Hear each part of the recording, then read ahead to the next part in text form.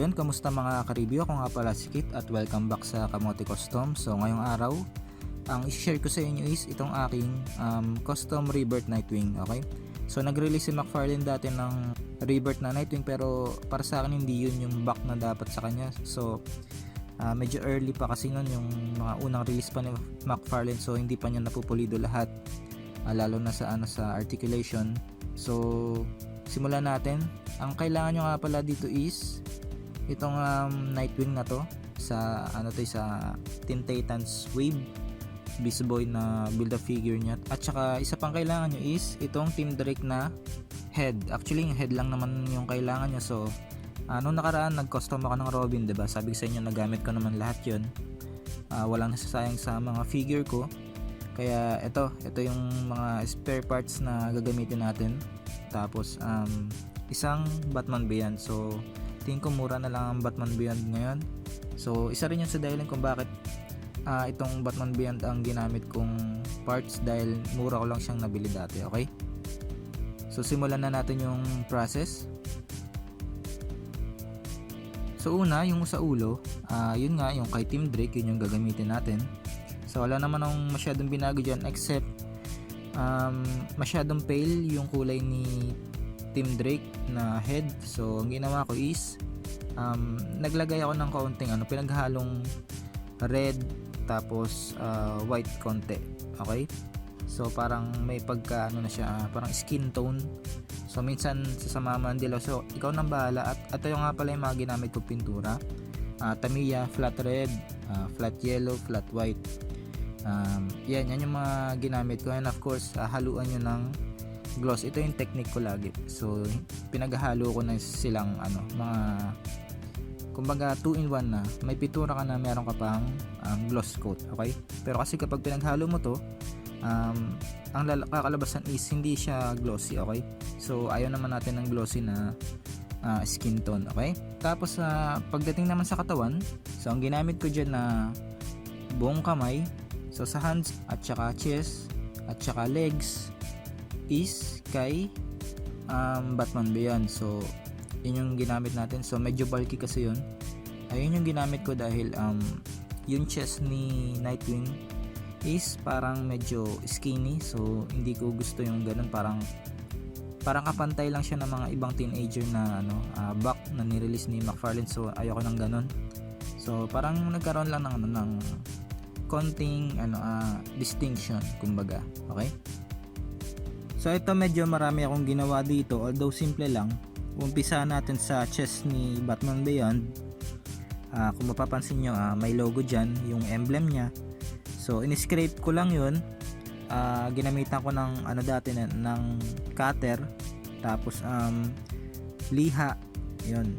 So pero kung hindi pa rin perfect, ang gagawin nyo, magpapatakan nyo ng super glue. Okay, tapos yung super glue na yon, syempre medyo pag pinatakan mo hindi papantay, so lilihain mo ulit. Okay, pakiramdaman mo lang kung makinis. Actually yung ginawa ko dito hindi pa pulido.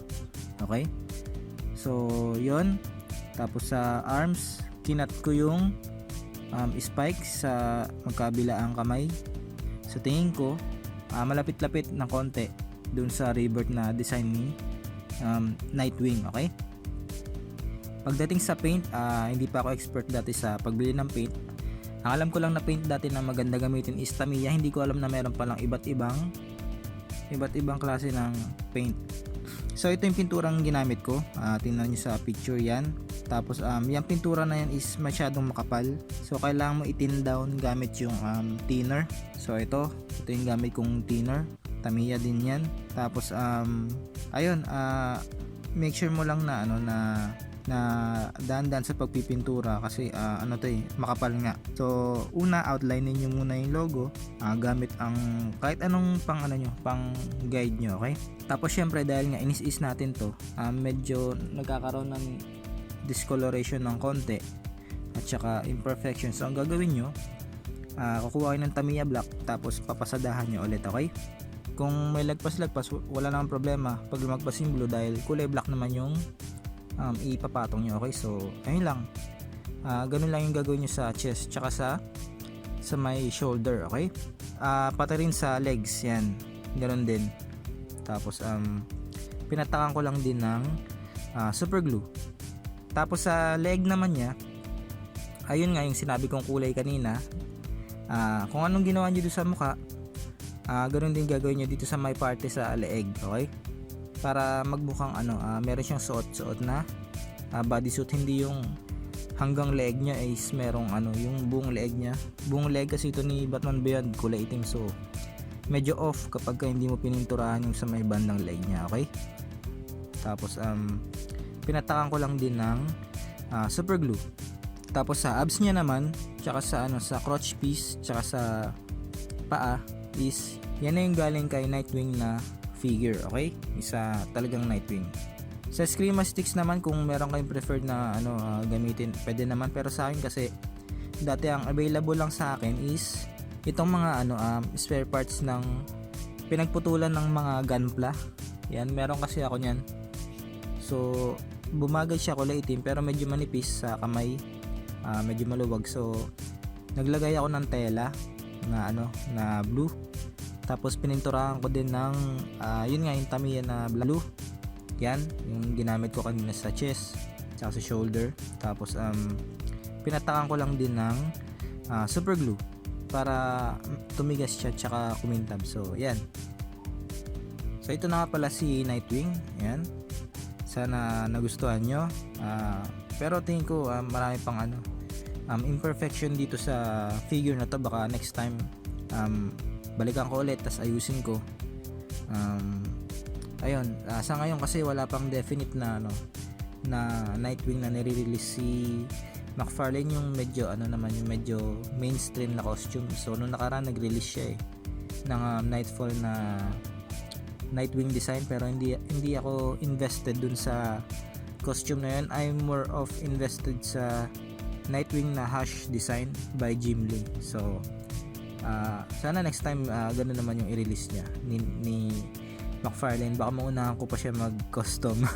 Marami na ako nakikita ng custom na McFarlane na Nightwing na gumagawa So isa siya sa actually pinakamadali madali mo lang yung head sculpt. Tingnan mo nga dito yung gamit ko kay Tim Drake So doon pa lang nasa McFarlane na yung mga sculpt. Kailangan na lang nilang i-utilize ng maayos, mix up, mash up, ganyan, mix and match.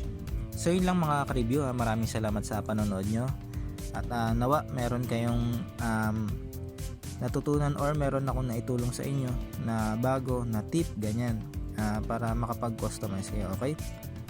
At salamat ulit sa panonood nyo, and of course kung hindi pa kayo naka-like, please like and subscribe, makakatulong yan sa channel natin. And of course sa baba yung mga links ng Facebook and Instagram natin. At huwag kayo maya mag-comment. Gusto ko yan pa nagko-comment kayo para maano naman tayo ng YouTube na active tayo, okay? Kung meron kayong mga suggestion, may mga tanong kayo, I will try my best na sagutin yung mga tanong nyo hanggat alam ko yung sagot, okay? At hindi nga ako expert, pero may mga nalalaman naman ako tungkol sa pagka-customize, okay? So kung meron kayong mga suggestion, tanong, huwag kayong mahiyang mag-comment, okay? Hanggang sa muli, makita-kita tayo. Salamat.